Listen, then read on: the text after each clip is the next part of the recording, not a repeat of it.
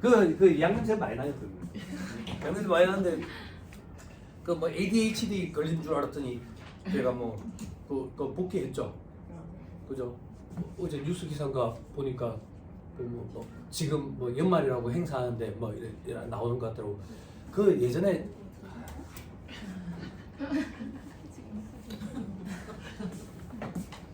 난 얼굴에 손대기 전에 참 귀여웠다고 예쁘고 이효리한테 안 밀렸지. 아 눈이 잘 얼굴에 손을 대기 시작해가지고 그러니까 막 스트레스 많이 받고 그러니까 이래 이랬대. 휴증 부작용 때문에 ADHD 그거 이제 치료제가 그 부작용이 식욕억제가 되죠. 그래 그걸 이제 다이어트 차원에서 할머니한테서 받아먹다가 이제 그 날려주는 거죠.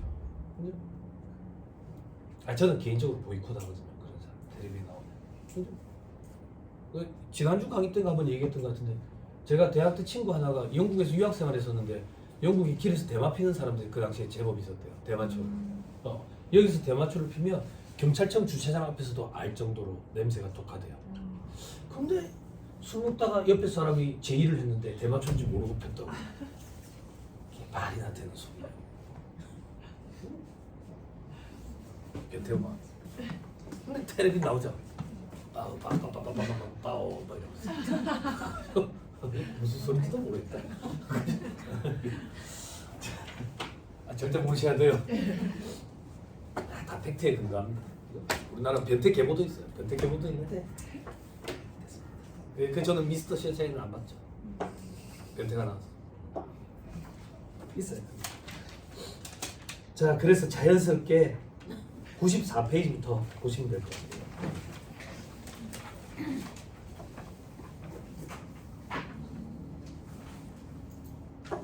자, 복습을 할 건 아니고요. 기억만 더듬습니다. 어디 하고 있었는지.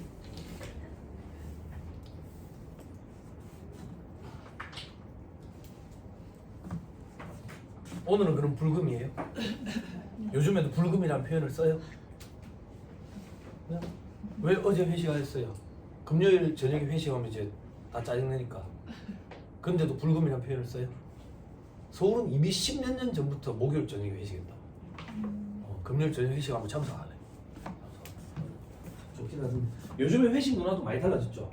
술 먹는 회식 좀 많이 줄어드는 것 같아요. 서울에는 이미 점심 때 회식을 하더라고요. 점심 때. 그래서 요즘에 와이프가 몸 건강도 중요하지만 정신 건강도 중요하다고 책 좀 읽어가지고 책이라면 진절머리가 나는 사람인데 근데 요즘에 오디오북이라는 거 있어요. 그거 참 괜찮아. 참 괜찮아. 그래 와이프가 자기 귀에다가 꽂던 그거 갖다 주더라고. 아침에 차도 못 끌고 가게 걸으라고. 여러분 이거 종아리 근육이 움직여야 피가 돈대요. 종아리 근육을 맨날 단련시켜야 돼. 아니면 피가 안 돌아요. 회전이 안 된다고. 순환이. 그래가지고 그 오디오북인 거 듣는데 그거 되게 좋아요, 여러분. 한번 들어보세요. 괜찮아. 릴리에서인가? 릴리에서 그거 한 달에 얼마 내면 책 내가 마음껏 다 볼 수 있어요. 마음껏. 그런 거 있잖아.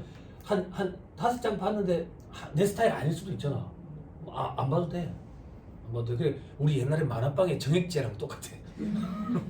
이것저것 다 볼 수 있어. 그러면 그게 연예인들이 책을 읽어주거든. 연예인들, 유인다 이런 사람이 귀에다 속삭이는 느낌이야. 엄청 좋아. 잠도 잘 오고. 그래서 자연스럽게 변태 아니에요. 부가세법상 과세대상거래가 있어요. 이 과세대상거래에 크게 3가지. 재화의 공급, 그리고 용익의 공급, 그리고 재화의 수익. 용익의 수익도 언젠가는 들어오지 않을까 그 얘기예요.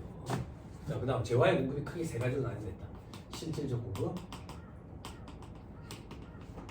그리고 어제 봤던 거 공급으로 보지 아니하는 거. 그때 여러분들이 이제 사업의 포괄량수도 그거 경험해 보신 분 분명히 계실 거고, 그리고 간주금. 요걸 볼 건데 요거 보기 앞서 가지고 마무리만 짚고 보자 그 얘기야. 자, 94페이지에 재화 또는 용역을 공급하는 사업의 구분 및 업태 돼 있죠. 자, 사업의 구분은 두 번째 줄 중간에 한국 표준 산업 분류에 따른다.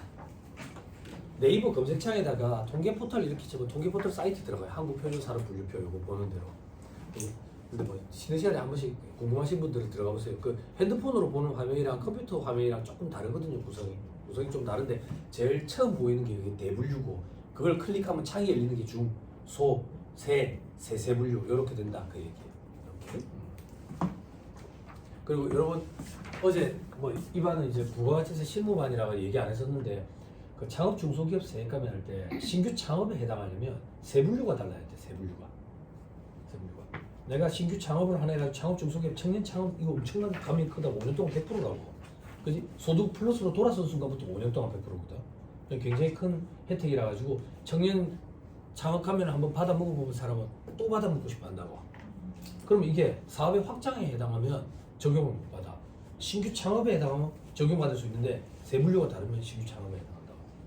물론 사업자 등록 그 발급 절차를 여러분들 밟아주지 마시고 저처럼 그 어떻게 하면 발급할 수 있다라는 블로그 그냥 글 하나를 긁어서 보내주고 업종을 여러분들 선택해가지고 그래 갖고 오라 해야 돼. 해금 소재는 그쪽으로. 다음 페이지 부동산업 및 부동산 임대업에 구분되어 있죠. 그죠? 자 반가를 보내 부동산업 및 부동산 임대업은 용역의 공급에 해당한다 돼 있죠. 그죠? 용역 공급업체다 그 얘기예요. 그런데 밑에 반가를 이번에 건설업과 부동산업 중에 다음 중 어느 하나에 해당하게 되면 재화를 공급하는 걸로 보인대. 어떤 경우인데 동그라미 1번에 부동산 매매 또는 중개를 목적으로 나타낸대. 그러면 부동산 매매업자다 그 얘기예요. 재화를 공급하는 업체. 동그라미 2번에 사업상 목적으로 1과세기간 중에 1회 이상 취득하고 2회 이상 판매하는 사업도 있죠. 자, 요거는 뭐냐면 요 얘기예요. 어제 우리 사업자의 정의에 대해서 했잖아. 그죠? 부가세법상 사업자의 정의는 영위 목적 유무 불문하고 사업상 독립적으로 재화나 용역을 공급하는 자였다고. 그죠? 근데 사업상이라는 얘기는 계속 반복성을 띄어야 된다고. 그럼 부동산 매매업자, 사업적으로 행하는 사람은 어떻게 하는 사람이 사업적으로 계속 반복성을 띄느냐 이거야. 한 번 팔았다고. 그럼 이걸 사업성 있는 걸 볼 수 있냐 이거야. 그럼 두 번 팔았다고. 이걸 사업성 있는 걸 볼 수 있냐 이거야. 세 번 팔았다고. 애매하다 그 얘기야. 애매하다. 뭐처럼 이렇게 생각하면 돼. 경쟁이 짧은 동생들은 뭐처럼 애매한데 여러분들 업무 사용 비율처럼 애매하다 그 얘기야. 100%는 사실이냐 이거야. 아니지. 그럼 90%는 사실이냐 이거야. 아니지. 그럼 80%는 사실이냐 이거야. 아니지. 뭐가 팩트냐고. 뭐가 팩트예요. 뒤에 언니들 몇 프로 놓고 있어요. 법인세법상 업무용 승차 업무 사용 비율 몇 프로 놓고 있어요. 100% 얘기야. 안 들린다고 적으면 안 들려. 100%. 근데 괜찮아. 응? 여기 지금 웃었던 언니들 다 100%. 응? 100%는 말이 되냐고. 말이 안 되지. 그럼 90%는 말이 되냐고. 말이 안 되지. 뭐가 말이 되는 건지. 말이 되는 게 없어. 응? 말이 되는 게 없으니까 책임을 누가 떠안을 거냐고. 여러분들 떠안을 거냐고. 아니지. 그럼 어떻게 해? 책임을 안 떠안는데 주행일지를 써주면 안 되지. 그러면 주행일지 써주면 안 돼요. 주행일지를 왜 써줘? 저희 집에 어린이집 데려다 주는데 그걸 내가 어떻게 알아? 뭐야 표정이. 주행일지 써주면 안 돼. 여기도 교육시켰죠. 내가 써주면 안 된다고. 주행일지 써주면 안 돼. 엑셀 파일을 받아가 보내줘. 그럼 어떻게 사장이 전화 온다고. 전화 가지고 이거 어떻게 작성하냐고. 그럼 옆에 보면 버튼이 있다고. 출퇴근인지 판촉 활동인지 그거 고르면 된다고. 그럼 어떻게 사장이 1년치 어떻게 댕기는지 그걸 어떻게 기억하냐고. 기억이 안 나는 게 맞지. 그럼에도 불구하고 기억을 좀 더듬어주고 이쪽으로 해달라 해야지. 그럼 그런다고. 거기서 그만 좀 해주면 안 되냐고. 절대 안 된다고. 절대 안 된다고. 돈을 더 주면 안 된다고. 아니 팩트라는 게 없잖아. 응? 근데 카더라 이런 건 들어봤는데요. 어디서 들어봤어요 카더라를? 그런 게 어딨어? 근데 배우영화 나오잖아. 배우영화 나오면 여기 부산에서 두 개 업체가 추진이 된 적이 있거든. 2,000에서 2,400만 원 사이. 여기 있어요? 없어요? 제가 강의할 때마다 피드백 달라 하거든. 다른 데 가서 알려주겠다고. 세무사 고시에 세무사님이 계시는 회계사무실의 직원분들 상대로 하는데 그분들은 이제 저기 경력이 많아. 그리고 좀 사람이 많은데 피드백을 좀 주셨는데 두 군데였어요. 여태까지 딱 두 군데밖에 없었는데 한 군데는 올해, 한 군데는 몇 년 전 이랬는데 두 군데 다 공통적인 게 부동산 임대업주법인이었고 그리고 벤틀리가 한 대씩 있었어요. 벤틀리라는 차 알아요? 벤틀리의 짝퉁이 제네시스예요. 그래 생각하면 돼요. 그래 생각. 한 3억 좀 넘, 3억 중간 정도 하는 차가 있어요. S 클래스보다 더 큰 차예요. 근데 로즈 골드 색깔이라서 작아 보이는데 타보면 커요. 그런 차 엄청 커요. 네, 그런데 2천에서 2,400만 원 정도 추징이 되더라고. 그럼 여러분들 그런 거 안 궁금해요? 뭐가? 그냥 만약에 가정을 할게. 100%로 넣었다고 가정을 할게. 근데 와가지고 조사 나와가지고 이게 말이 안 된다. 그 추징을 해. 그럼 말이 되는 건 몇 프로냐? 아니, 그걸 알아야 차액을 추징을 가냐고. 그죠? 난감하지. 그래서 가이드를 줘요. 가이드를. 영국 평균이 82.3 정도 된다. 이렇게 가이드를 줘요. 응? 가이드대로 우리가 하는 거예요. 이게 뭐 하는 짓이에요?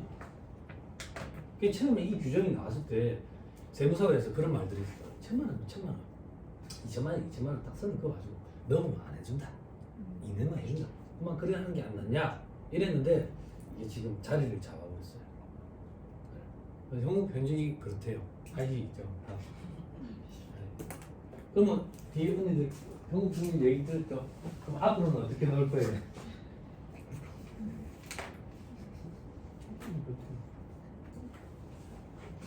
벤틀리 무슨 뜻?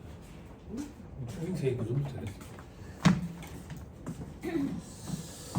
자, 그래서 계속 반복성을 띠는지 여부를 판단할 때 요걸 가지고 판단하겠다는 얘기예요. 판단 사례다 이렇게 생각하면 돼요. 이게 어떻게 판단 사례인데 한개 과세 기간에 그죠?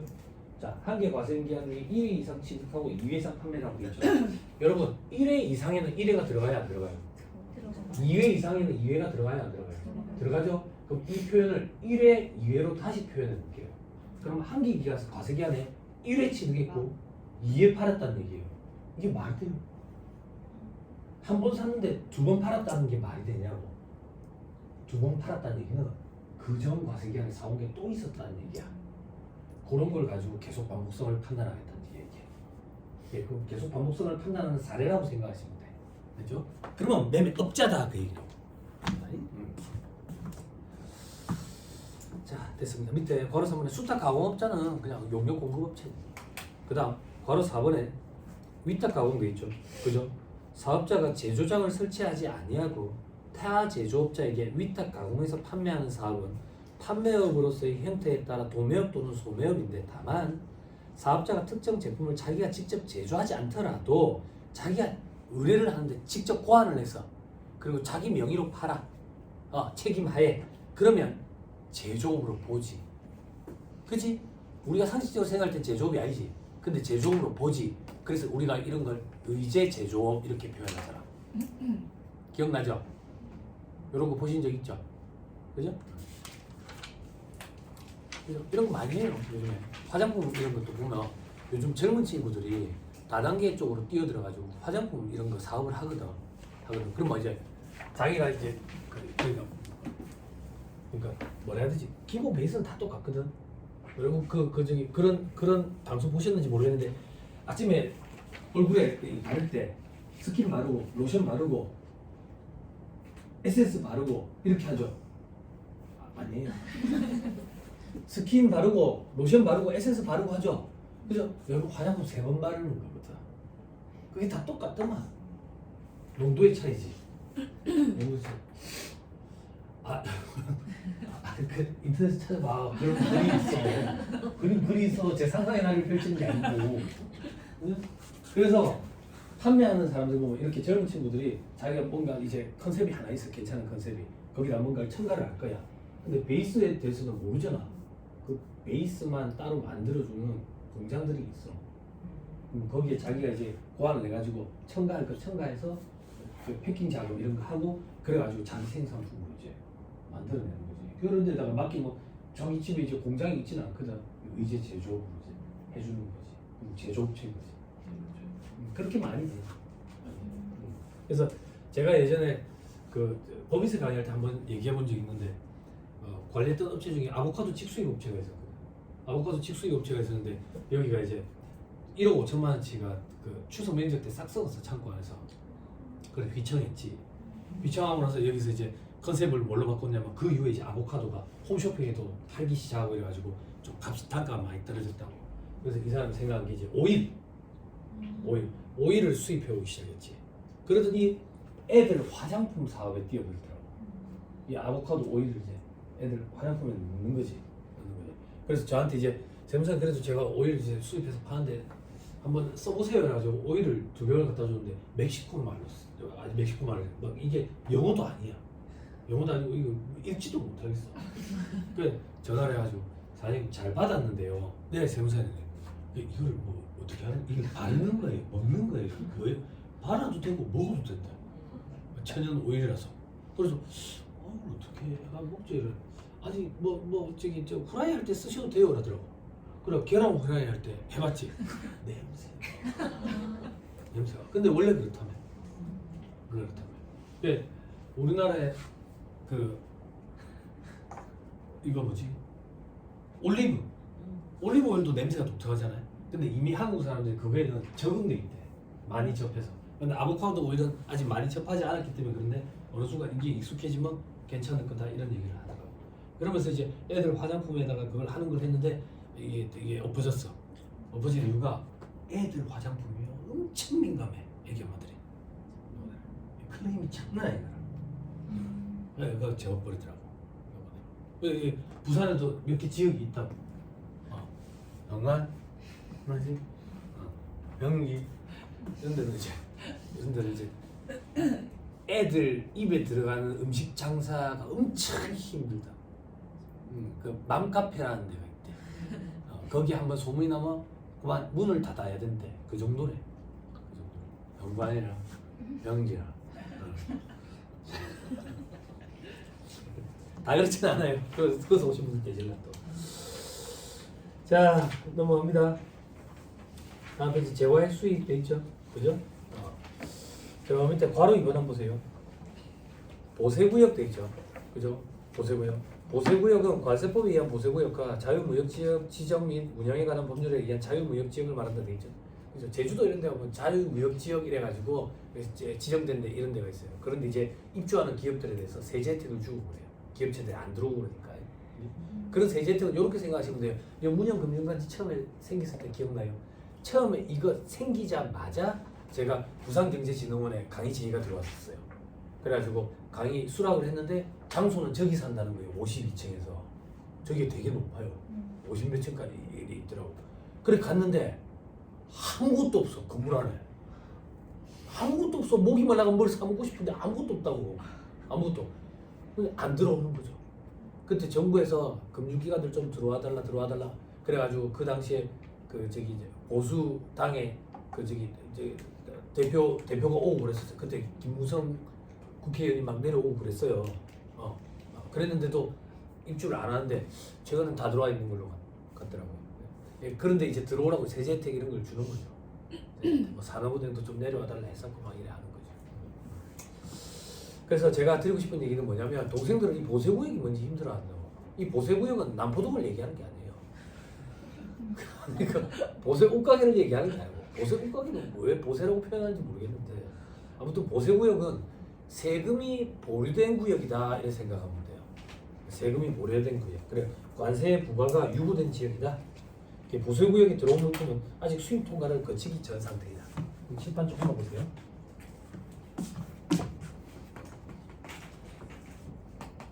국외가 있고 국내가 있잖아요. 그죠? 재화의 수입이라고 얘기하면 국외에서 국내로 들어오는 거. 그럼 국내로 들어오면 보세구역에 들어온다고 가정할게. 보세구역에 국외에서 국내에 들어오는 거. 이걸 우리는 재화의 수입이라고 얘기하지 않아요. 이건 재화의 수입이 아니에요. 그럼 재화의 수입은 어떤 게 재화의 수입인데? 국내 보세구역에서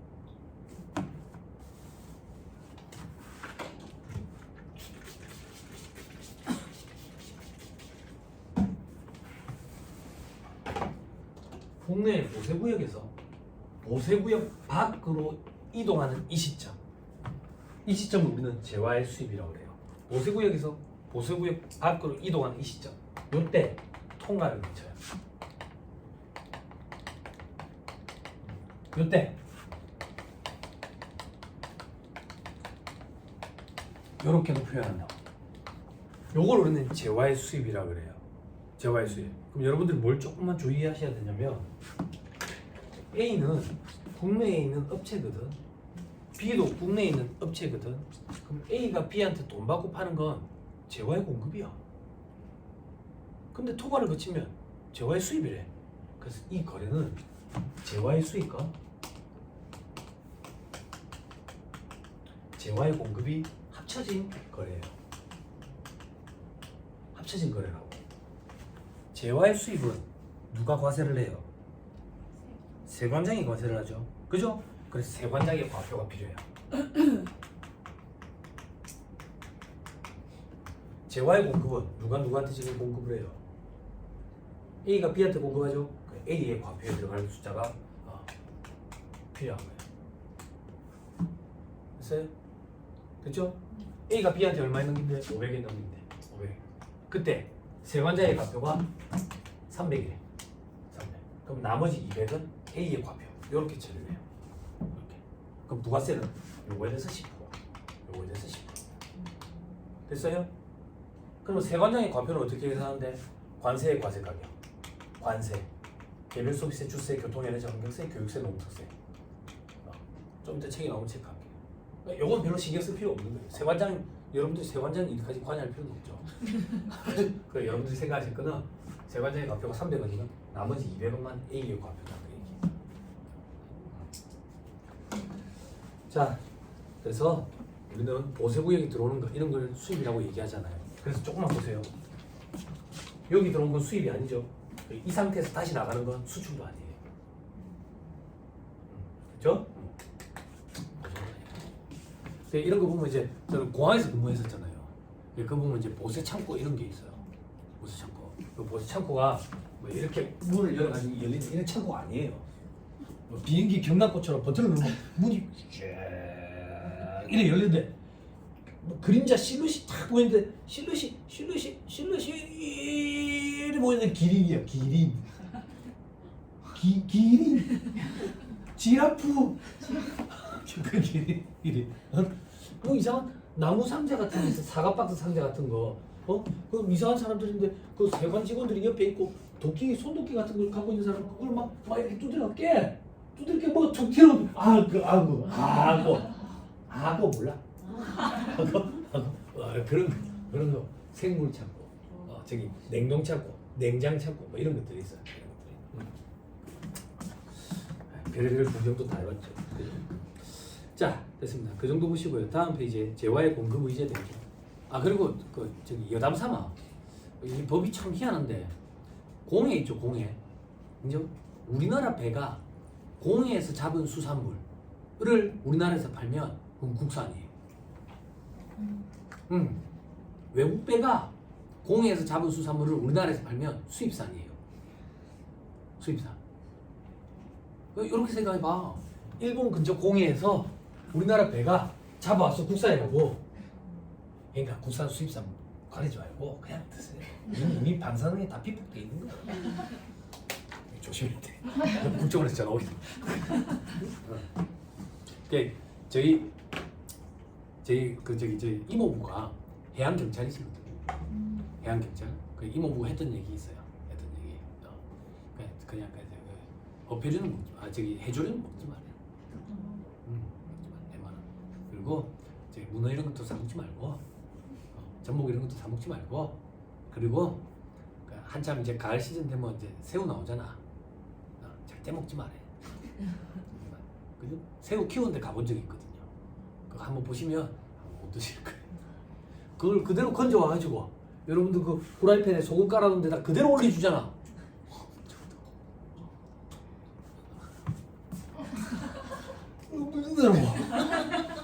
가잖아. 키우는데 가잖아. 이러고 있어야 돼. 냄새가. 괜찮아요. 괜찮아요. 우리도 이제 대장내시 한 번씩 하니까 싹 다 비워놓을 거예요. 디톡스를 이제. 자, 97페이지 이제 공급 의지할 거예요. 밑에 표 있죠? 그죠? 저 혼자 살 거예요. 지금 봐보세요.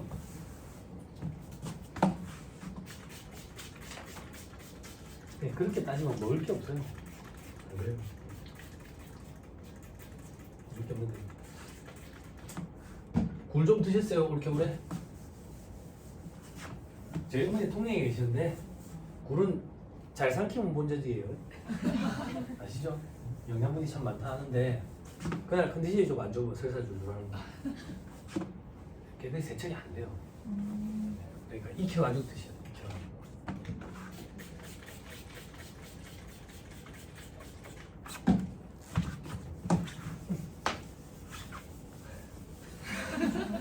굴은 여러분들 생김 있죠? 생김. 김 말려놓은 거 말고 생김. 생김이랑 콩나물이랑 굴이랑 해서 국을 끓이면 그 굴국이라고 김국이라고 얘기하고 통영에서는 그래 보면 참 괜찮아요. 아니 혼자 산지 오래돼가지고 웬만한 건 다 해먹어요. 요즘에는 맛있게 해먹으면 참 좋잖아요. 코로나 때 강의가 완전 다 없었을 때 할 짓이 없어가지고 요리도 좀 배우고 목수일도 좀 배우고 용접도 좀 배우고.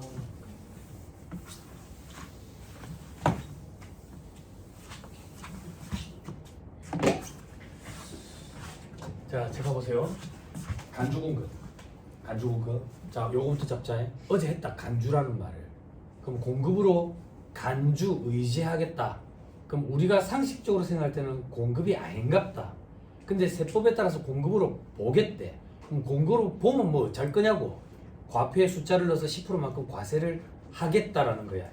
우리가 상식적으로 생각할 때 공급이 아닌 거야. 자, 이거에 크게 네 가지가 있어요. 자가 공급, 인적 공급, 쓸 필요 없어요. 책에 다 있어요. 사업상 증여, 배업 시장 존재화.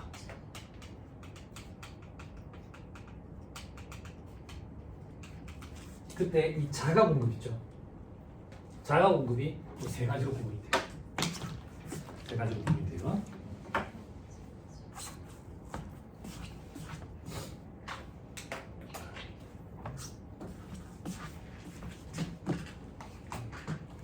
연쇄 전용,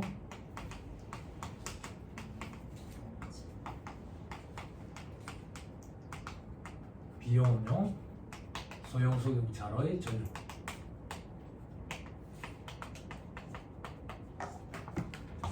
판매 목적 타사업장 발주. 판매 목적 타사업장 발주 어제 한 분 계셨죠? 맞죠? 맞죠? DF. 죄송해요. 눈빛이 안 좋아가지고 저 DF를 보고 있었어요. 판매 목적 타사업장 발주. 세계에서 발급하셔야 돼요. 이거는 공급가액으로. 공급가액이 없으면 그냥 그 장부가액 가지고 하면 돼요. 자, 요거에 대해서 할 건데 여기서 여러분들 관심사는 몇 개 없어요. 여러분들 관심사는 요거 그리고 요것도 한 분이 계셨으니까 관심 있고, 그리고 여러분들 관심사는 여기 그리고 폐업 부가세 신고. 그런데 제가 이걸 강의를 어떻게 할 거냐면 이 간주 공급의 취지가 판매 목적 타사업장 발주만 제외하고 나머지가 간주 공급의 취지가 동일해. 그래서 면세 전용을 가지고 간주 공급의 취지를 설명을 드릴 거야. 그럼 나머지는 자연스럽게 다 돼. 그렇죠? 그러면 판매 목적 타사업장 발주를 제일 마지막에 강의할 거라고. 무슨 말인지 이해했죠? 그죠? 자, 면세 전용이 도대체 뭐냐 이거야. 면세 전용이 처음에 과세 사업에 쓰려고 사왔어. 그래 놓고 면세 사업에다 쓰는 거야. 면세 사업에.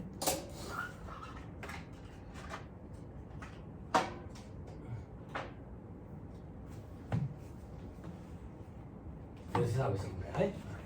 나는 안 한대.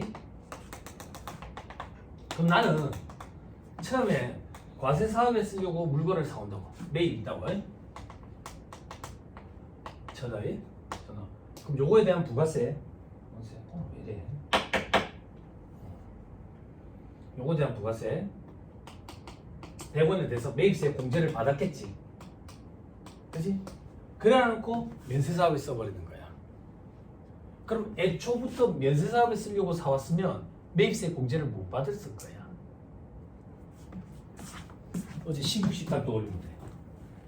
시국식당 에어컨을 왜 사왔냐면 불판 앞에서 고기 구워 먹는 사람 없대. 그래 에어컨을 1,000원짜리 사왔다고. 그래서 과세사업에 쓰려고 사가지고 매입세 공제를 100원을 받아 놔놓고 에어컨을 고기에다가 바람을 쏘는 거야. 그러면 처음부터 에어컨을 고기에 바람 쏘려고 사왔으면 면세사업에 쓰려고 사왔기 때문에 매입세 공제를 못 받았을 거야. 근데 사람한테 쏠 것처럼 사와가지고 매입세 공제 받아놓고 고기 쪽으로 돌렸다 이거야. 그럼 다시 부가세 시고를 할 때 매출세액에서 매입세액을 차감해서 납부세액 납부한다고. 그럼 매입세 공제 100원 받았었잖아요. 근데 애초부터 면세사업에 쓰려고 사왔으면 매입세 공제를 안 받았을 거 아니야. 근데 과세사업에 쓸 것처럼 사가지고 매입세 공제 받아놓고 면세사업에 썼기 때문에 매입세 공제 받은 걸 취소해버려야 되는 거야. 취소해버려야 되는 거야. 그럼 어떻게 하면 취소할 수 있는데? 여기서 이렇게 하면 되겠지. 그지? 근데 이렇게 안 한대. 이렇게 안 한대. 그럼 어떻게 하는데? 빼기 하면 효과가 더하기잖아. 이 효과랑 동일하게 매출세액에다가 얹는 거야. 이렇게. 그럼 결국 또이또이 돼버리잖아. 또이또이. 그래서 매출세액에다가 넣어가지고 효과를 없애버려. 그럼 매출세액의 숫자가 있다는 얘기는 뭔가 공급이 이루어졌다는 얘기잖아. 근데 공급이 이루어진 건 없거든. 공급이 이루어진 걸로 간주하는 거야.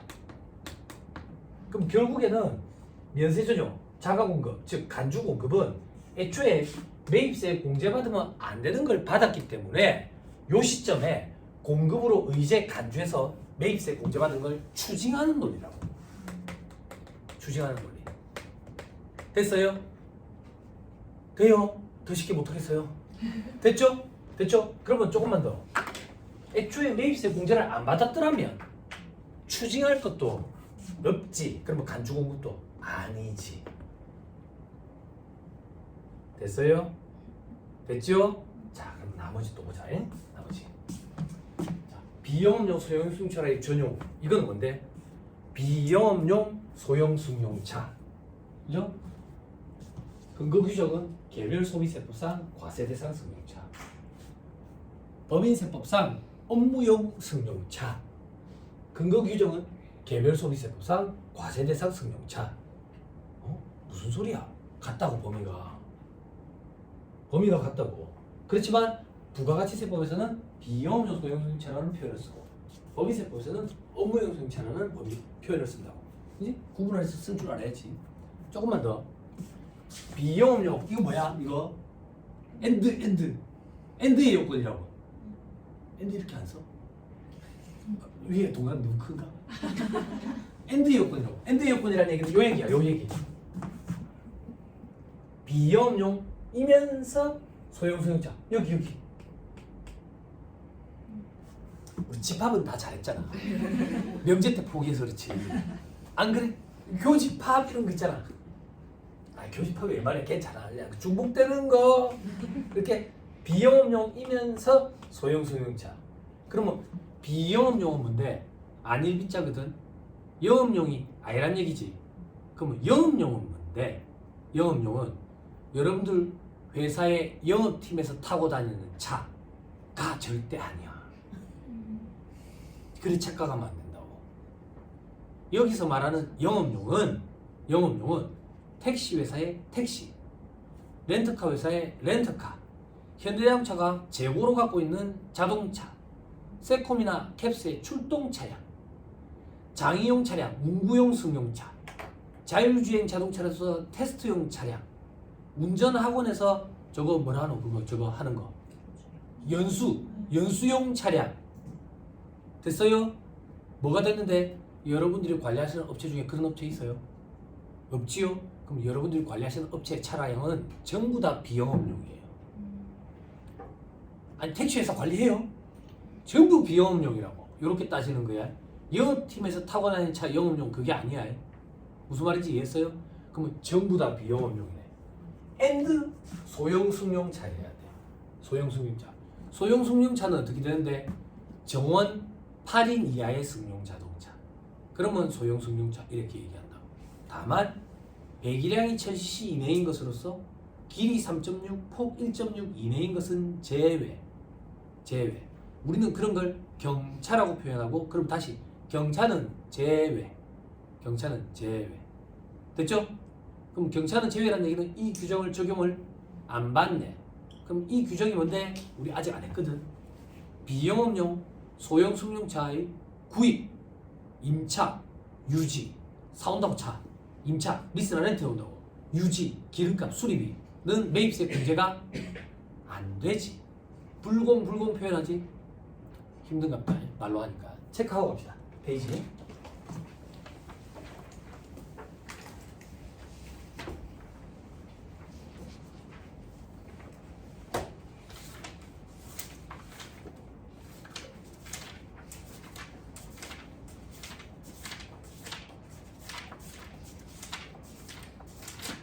음. 308페이지.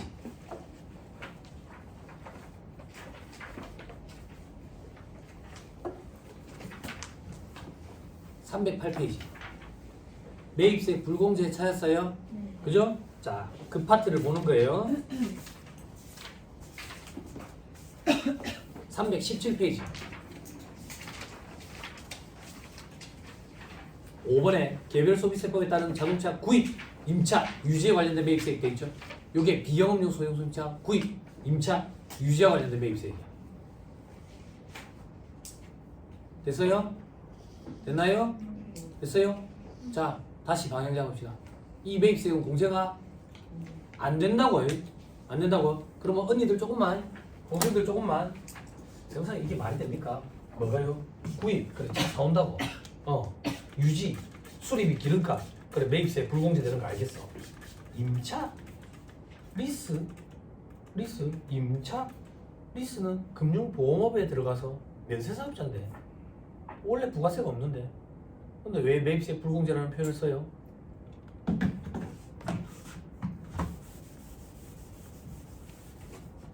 나랑 차야?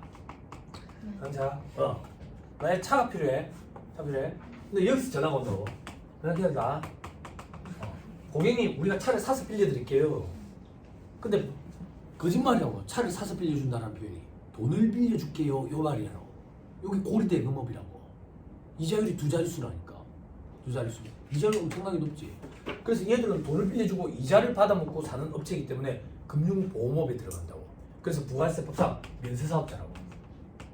면세사업자는 세력에서 발급할 수 있어 없어? 못하지? 그럼 뭐 발급하는데? 계산서 발급하지. 동생들 조금만 기다리면 돼. 계산서랑 세금계산서는 어떻게 다른데요? 세금이란 말이 없잖아. 그래서 표가 똑같이 생기는데 세금 쓰는 난이 없어. 그럼 세금 쓰는 난이 없으면 당연히 매입세 불공제 되는 거 아니에요? 계약을 이렇게 하고 차량을 제조회사로부터 직접 받을 수가 있어. 그럼 제조회사 세금계산서 발급받을 수 있어.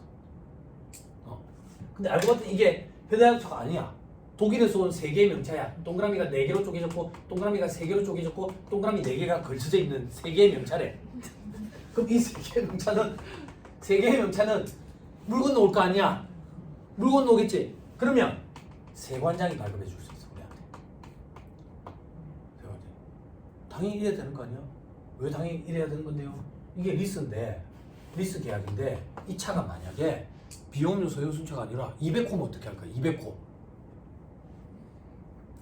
200호 말고 200호. 땀프 몰라요? 땀프 25톤 땀프 몰라? 아니 뭐라고 이게 더 큰 차 뭐라고 얘기한대? 땀프 몰라? 덤프 트럭이라 해야 돼? 부산이잖아. 서울 가면 덤프 트럭이라고 얘기해 준다고 가는 때. 부산이잖아. 우리 편하게 얘기해도 되잖아. 서울에서 이렇게 얘기 못해. 이렇게 얘기하면 서울에서는 수강생들이 제가 화난 줄 알아. 무서워서 질문을 못 하겠대. 화난 줄 알고. 부산 사람들 어디서 얘기하면 싸우는 줄 알잖아. 싸우는 줄. 안 싸우면 일본 사람인 줄 알잖아. 이거 아니면 요거야. 요거 아니면 볼보. 이거 아니면 다이우. 대우는 상용차 시장에서 엄청 기술력이 뛰어나. 25도 땀프 이런 것들이라고. 만약에 이 땀프로 리스한다고 생각해봐. 매입세 공제 받아야 되는데 그러면 계산서 받으면 어떻게 공제를 받아? 제조회사로부터 직접 공급을 받을 때 제조회사 세금에서 끊어준다고. 그럼 매입세 공제 받을 수 있지. 됐어요? 그럼에도 불구하고 우리가 보는 비영업용 소형소형차는 매입세 공제 안 된다 그 얘기야. 됐어요? 됐죠? 그럼 다시 경차는 제외. 경차는 제외라는 얘기는 비영업용 소형소형차의 범위에 안 들어간다는 얘기야. 안 들어간다는 얘기는 경차 구입, 임차, 유지와 관련된 매입세금 공제가 된다라는 얘기야. 방향을 잘 잡아야 돼. 헷갈린다. 그지? 버스는 돼. 소형소형차가 아니니까. 됐죠? 화물차 이런 거 돼. 승합차 이런 거 돼. 용달차 이런 거 돼. 됐죠? 그럼 문제가 뭐냐면 정원 8인 이하의 승용 자동차 요거. 카니발이 7인승이 있고 9인승이 있어. 그럼 7인승은 매입세 공제가 안 돼. 그리고 업무용 승용차 규정을 적용을 받아. 9인승은 매입세 공제가 돼. 업무용 승용차 규정을 적용을 안 받아. 방향 잘 잡아야 돼. 헷갈린다고요. 응? 되죠? 펠리쉐이드라는 차가 9인승이 이번에 나왔대. 그거 좀 주의해야 돼. 그리고 우리 경차라고 얘기하면 보통 그 레이 그리고 캐스퍼, 그지? 뭐 그리고 예전에 모닝 요 정도까지만 갑시다. 티코까지 갈까? 아, 뭐야 우리 동시대에 살았구만. 티코 동네 티코 아이스크림 얘기하는 거 아니다. 아이스크림 말고 타고 다니는 차가 있었다. 차 버스 뒤에 딱 바짝 붙으면 버스 기사가 차가 안 보여가지고 막 그런 차가 있었다. 전기 자동차도 이 범위에 들어갈 수가 있어요. 전압 이런 걸 가지고 따져요. 근데 문제가 뭐냐면 이번에 캐스퍼인가 하는 그 경차가 전기 자동차로 출시했는데 캐스퍼 전기 자동차는 소형차예요. 크기가 커요. 네, 그거 조금만 주의하세요. 그거 말고 다른 차들은 어떤데요? 그건 잘 모르겠어요. 구세청 사이트에 들어가가지고 검색하면 바로 나와요. 예전처럼 표가 있어서 찾을 필요도 없어요. 잘 돼 있어요. 네, 꼭 확인을 해보세요. 혹시 모르니까. 그죠? 그리고 여러분들이 관리하시는 업체에 카니발 없어요? 9인승? 있더라. 카니발 9인승. 그래서 대표가 타고 다니죠. 아, 직원 타고 다니죠. 직원이 많은가 보네. 한 명이 있는데 들어누워서 타는. 아, 그건 아니에요. 중소기업체 대표님들이 카니발 9인승을 많이 사요. 카니발 9인승을 사가지고 저도 몰랐는데 법이 바뀌어가지고 썬팅 농도를 짓게 해도 이제는 과태료가 없대요. 그게 바뀐 지 꽤 됐대요. 그래서 썬팅 농도를 짓게 안이 안 보이게 하고 좌석을 다 드러내고 비행기 퍼스트 클래스 좌석처럼 꾸며놔놓고 그 버스 전용 좌석으로 달린대요. 그래서 중소기업체 대표님들이 그걸 많이 타요. 생각보다. 그럴 때는 9인승이니까 매입세 공제가 된다. 예, 그런 분들이 제법 있어요. 제가 예전에 BHI라는 회사에 갔을 때 그 회사의 대표님은 스타크래프트 타고 다니시더라고요. 벤 있죠, 연예인들 타고 다니는 벤. 그 의외로 비행기를 못 타시는 분들이 계세요. 처음에 타면 막 비가 멍멍하게 그렇죠. 침을 좀 삼켜줘야죠. 아니면 손에 막 땀이 줄줄 나죠. 터밀러서 한번 딱 겪고 나면 이제 거의 뭐 공황 상태가 되죠. 무서워가지고. 근데 우리나라 비행기들이 엄청 안전한 편이에요. 기장분들이 엄청 운항을 잘 하시는 편이에요. 서비스 안 좋기로 유명한 그 세계적인 그 항공회사들이 몇 군데 있죠. 예? 아메리칸 에어라인 이런 데 있어요. 그런데 네, 안에서 술판이 벌어지고 시끄럽고 막 그렇죠. 미니어처 양주 이런 걸 파는데 술 먹고 막 시끄러워요. 지저분하고. 자, 다시 돌아올게요. 비영업용 소형승용차로의 전용. 자, 이건 어떤 얘기냐? 이 얘기예요. 책방 보세요. 취지가 동일해요.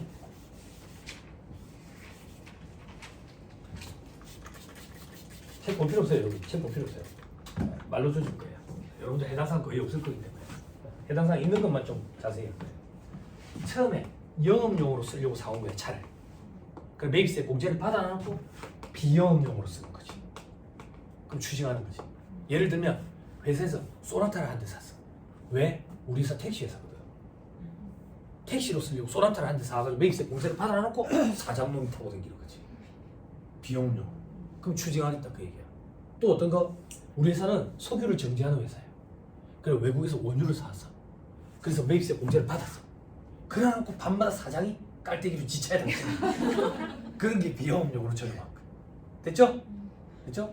여러분 보실 일이 거의 없으실 것 같으니까 이 정도만 얘기하고 넘어갈게요.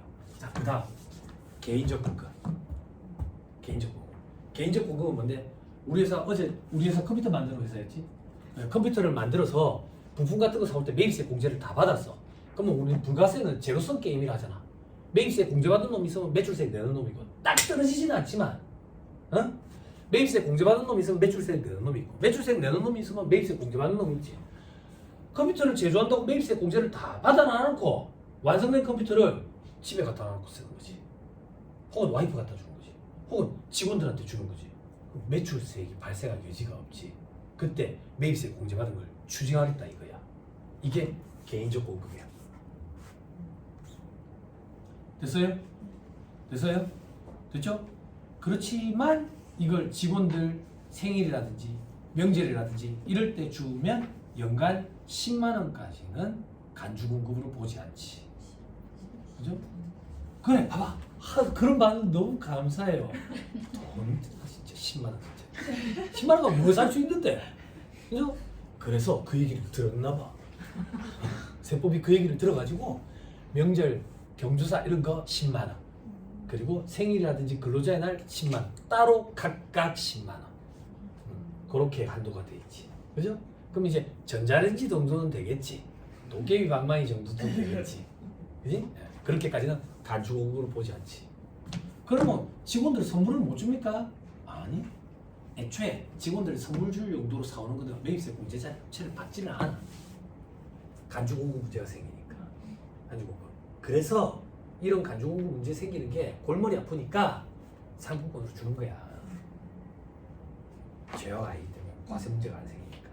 그렇죠? 자, 그거에 연결해가지고 얘기하자. 사업상 직여.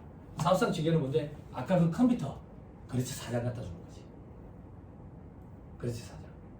그렇지 사장 내가 왜 갖다 줘요? 예뻐서? 왜 갖다 줘요? 거래관계를 두텁게 하기 위한 목적이지. 대법원 판례로 돼 있어요. 거래관계를 원활히 두텁게 하기 위한 목적. 그죠? 그죠? 법 표현을 빌면 업무와 관련하여 특정인에게 지출한 금액, 적대비. 올해부터는 기업 업무 추진비, 적대비라는 표현이 역사 속에 사라졌다고. 기업 업무 추진비, 그죠?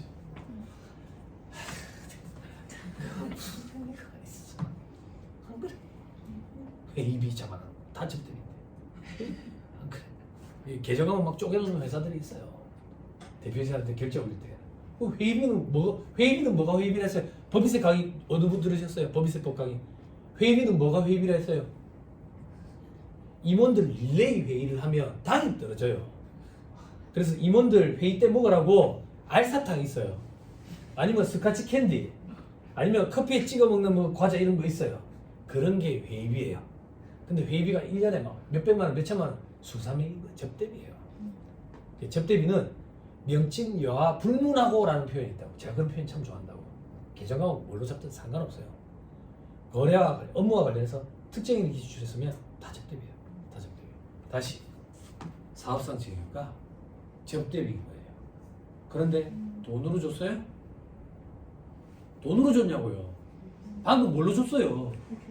컴퓨터로 줬다고. 그러면 접대비 한도 15인 계산할 때 컴퓨터 금액을 얼마라고 넣어야 되냐 이거야. 응? 뭐라고? 맞아. 뭐라고요? 잘못 들으면 욕 것도 아니 끝까지 말을 뒤를 얼굴 보니까 욕을 하는 거야. 네? 지금 한번 보세요.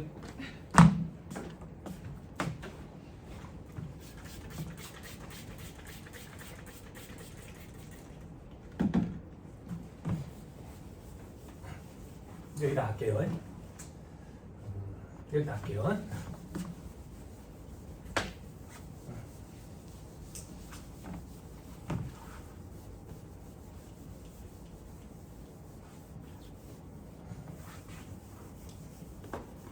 어제 얘기했던 거 그 스토리에서 계속 이어지는 거예요. 기억을 좀 더듬어 보세요.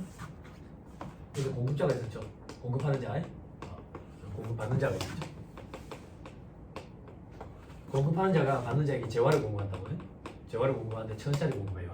그럼 돈은 받는 자가 공급자한테 주는 게 대가성 있는 돈이 된다고. 그지? 요것만 이 사람 부가세 신고할 때 과표에 들어가면 되지. 그래서 1,000원이 들어가면 된다고요. 그지? 근데 극단적으로 가정한다고요. 얘들 너무 고맙다고요. 얘들 때문에 먹고 살았다고요.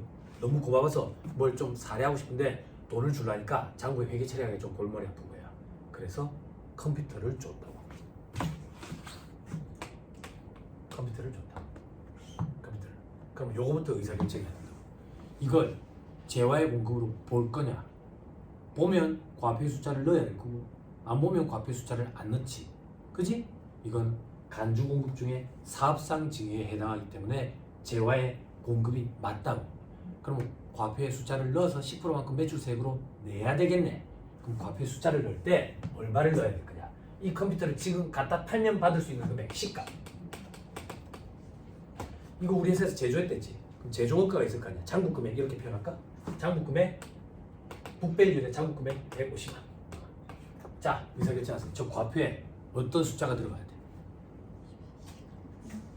시가, 장부가, 시가 들어가야 돼. 그럼 얼마야? 불러주세요. 같이 계산합시다. 200원. 요거 지압 버립시다. 200원. 요거에 대해서 10%가 매출세액이죠. 계산해 주세요. 얼마? 20원. 됐어요? 됐나요? 자, 이 사람 이제 법인세 신고할 거예요. 법인세 신고할 때 접대비라고. 접대비. 돈으로 줬어요? 물건으로 줬죠? 현물 접대비.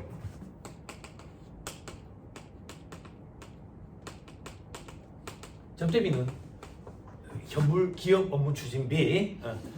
접대비는 업무와 관련해서 특정인에게 지출한 금액. 업무와 관련해서 지출한 금액이기 때문에 송금으로 인정해 주는 게 원칙이야. 기부금이랑 반대야. 기부금은 업무와 관련 없이 지출한 금액이거든. 업무와 관련 없기 때문에 송금으로 인정 안 하는 게 원칙이야. 다만 기부문화 활성화 차원에서 한도를 정해놓고 송금으로 인정해 준다고. 다시 반대로 접대비는 업무와 관련한 지출이기 때문에 송금으로 인정해 주는 게 원칙이야. 다만 너무 많이 지출하면 위화감 조성으로 사회적인 문제가 생길 수 있기 때문에 한도를 정해놓고 한도 내에서만 송금으로 인정하지. 그럼 한도랑 접대비 지출액을 비교하겠다는 얘기 아니야. 그러면 접대비 지출액에 이 현물 접대비는 얼마를 넣을 거냐 이거예요.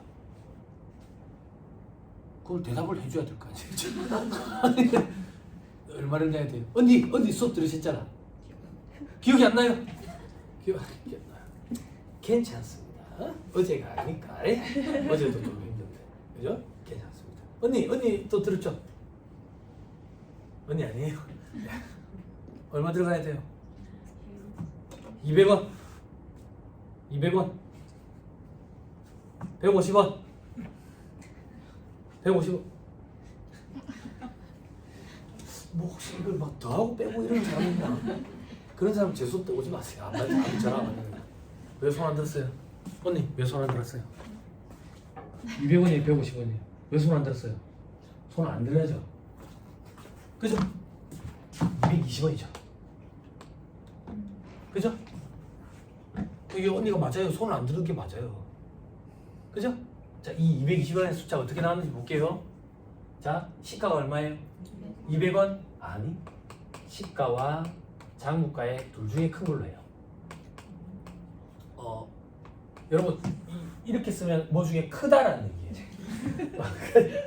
왜 학교 졸업한 지 오래되면 잘 언니 A에 마이너스 2분의 1 쓰기 해보세요. 학교 졸업하면 원래 잘 안 돼요. 학교 졸업 학창 시절 때 수학 뭐 경시대 이런 데 좀 댕기고 그랬어요. 그런 거 했는데 직장생활 그만두고 요 공부 시작했는데 재정학이라는 과목에 이런 게 나오거든. 이걸 모르겠는 거야. 너무 자존심 상하는 거야. 그래서 어디 물어보지도 못하겠어. 부끄러워서. 그래서 혼자서 네이버 검색창에다가 물어보려고. 그런데 2분의 1승을 어떻게 해야 될지 모르겠는 거야. 타이핑을 칠 때. 그런데 나 같은 질문을 하는 사람이 수십만 명. 수십만 명. 이걸 질문을 누가 해놨더라고. 그래서 그때 느꼈지. 아, 졸업하면 원래 잘 안 되는구나. 졸업하면 원래 잘 안 돼. 아, 걔처럼 부끄러운 거 아니에요. 5,000원짜리 내고 껌한통 사면 4,000원 줄이 받을 수 있으면 돼요. 뭐 알아들어놓고 도시에 살아나. 그죠? 이런 뭐 중에 작은 거예요. 만약에 갖다 주는데 회사에 짱 박혀 있던 오래된 걸 갖다 주면 장부가격이 더 클 수도 있겠죠. 안 그래요? 여러분들 그래 혹시 그런 얘기 들어보셨어요? 짱 박혀 있는 재고 처리하는 방법 중에 가장 수준 높은 방법이 기부 처리하는 거라고. 가장 수준 낮은 게 좀약을 뿌려가 썩혀가지고 사진 찍어가지고 감모 처리하는 거고. 감모 처리. 그래 그 요즘에 나이키 안 신는다죠. 나이키가 몰라겠죠. 기사 보셨어요? 그날 아울렛에서 제가 나이키 신발을 사왔거든요. 근데 그날 뉴스 기사에 나이키가 몰라겠다고 대표이사 잘렸잖아. 대표이사 잘려서 교체해버렸어. 너무 속상하더라고. 그래서 궁금해 검색해봤지. 그러면 요즘 애들 뭐 신냐고.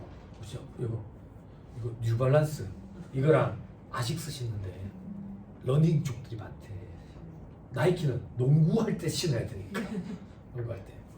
아무튼 몰라겠죠. 근데 나이키가 요즘에도 최근에 기사가 계속 뜨는데 몰락한데 또 큰 원인이 뭐냐면 세일을 너무 많이 했대요. 세일. 언니들 좀 도와주세요. 우리 동시대 사는 언니들. 이거 동생들 모르는데 나이키는 원래 노세일 브랜드였어요. 왜 세일을 안 했냐면 브랜드 가치 떨어진다고. 그러면 못 팔고 남은 재고는 기부 처리했어요. 나이키는. 이미 수십 년 전부터. 그게 수준 높은 방법인 거예요. 수준 높은. 왜 또 수준 높은 방법인데 만약에 이 기부를 할 때 법정 기부금 단체 죄송합니다. 지금 이제 법정 기부금이라 얘기 안 하고 특례 기부금 요런 데 하면 개인이 하면 100%다 필요금으로 인정된다. 어떤 금액이? 장부 금액이. 뭐라고 얘기해? 법인인 경우에는 장부 금액으로 인정이 된다고. 장부 금액. 그럼 올해 짱 박혀 있던 걸 기부를 하면 장부 금액이 시가보다 도리어 더 높다고. 그지? 그럼 큰 금액으로 경비 처리가 되니까 수준 높은 방법이지. 그리고 기부가 아니라 잉여식품 등 활성화 차원에서 그런데 기부단체랑 비슷한 단체가 있어. 그래가지고 그런데 갖다 주고 특별 재난 지역으로 선포된 그런 지역에 갖다 주면 기부금을 보지 않고 전액 다 송금 인정해주는 그런 규정도 있어. 그런 게 가장 수준 높은 방법이야. 지난달인가 일반 기업체에서 오셨는데 그런 걸 좀 안내를 드렸더니 저희는 짱 박혀 있는 재고가 기기장치인데 어떻게 해야 될까 그러더라고. 죄송하다고 그랬지. 기계인데 그걸 어떻게 기부하기. 언니들 말 나온 김에 그 얘기 하나만 하고 여기로 다시 돌아올게요. 법률 용어를 굉장히 중요시하는 사람이라 했잖아. 그죠? 동생들도 잘 봐요. 요거 얘기하고 여기로 다시 돌아갑시다. 우리 예전에 기부금에 법정 기부금이라는 게 있었고 특례 기부금이라는 게 있었고 지정 기부금이라는 게 있었어. 지정 기부금이라는 게. 그게 사립학교, 대학교에 기부하는 이런 거는 특례 기부금이었어. 국가에 하는 건 법정 기부금. 근데 그 다음에 특례 기부금이 없어졌어. 없어지면서 대부분이 여기로 들어갔어. 여기로 들어간 것도 있지만 그래서 법정 기부금과 지정 기부금 이렇게 두 가지로 나뉘었다고. 근데 이걸 용어를 또 바꾼 거야. 이런 거 계정이라고 표현 안 하고 용어를 바꿔가지고 법인세법상 법정 기부금의 한도가 50%였거든. 차가감 소득금의 기준금액에다가 지정 기부금의 한도는 10%, 20%, 사회적 기부는 20%였거든. 그래서 이게 용어가 50% 한도 기부금 10% 한도 기부금 이렇게 용어가 바뀌었어. 근데 이 용어가 다시 또 특례 기부금, 일반 기부금 이렇게 바뀌었어. 지금 현 시점은 요래. 현 시점은. 근데 이게 같은 거라는 걸 알아야 국세법령정보 시스템에 여러분들이 예규를 찾았을 때 과거 예규를 읽으면 과거 예규는 이런 표현을 쓰고 있거든. 이게 같은 걸 알아야 그게 이해가 돼. 그럼 이제 경력이 많은 언니들은 헷갈리는 거야. 왜 헷갈리냐면 이 특례가 과거에 여기 또 있어. 그 특례라는 게. 막 헷갈리는 거지. 근데 이런 걸 좀 알고 계셔야 읽으면 잘 읽어져. 법률 용어가 굉장히 중요해.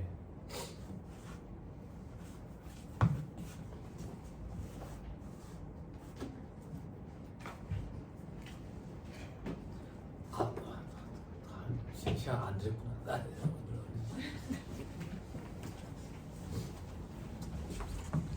딱 1시간 됐네. 저는 요거 기준으로 1시간에 한 번씩 쉬는 거예요.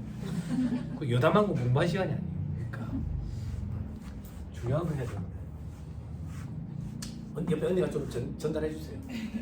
둘 중에 큰 거예요. 둘 중에 큰 거. 그럼 둘 중에 큰 거 하면 얼마예요 지금? 시가 그러니까 얼마예요? 200원. 그럼 20원은 뭐예요? 부가세 매출세액이라고 표현해야 돼요.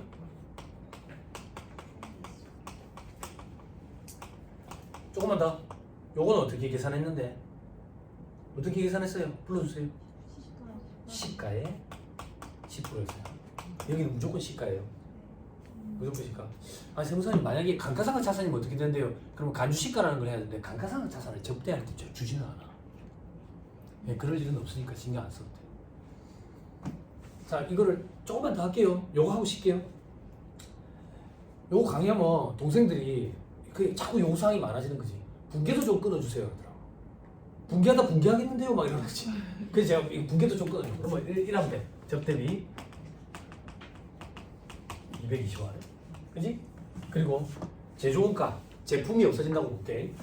제품은 150원짜리가 없어지지. 부가세 매출세액은 얼마인데? 20원. 차익이 50원이 남지. 요거 처분 이익으로 계산하면 돼. 그럼 세무조정 없이 저렇게 해가지고 계산이 된다. 됐죠? 분계를 굳이 끊는다면 이렇게. 됐죠? 쉽시다. 쉬었다 갑시다.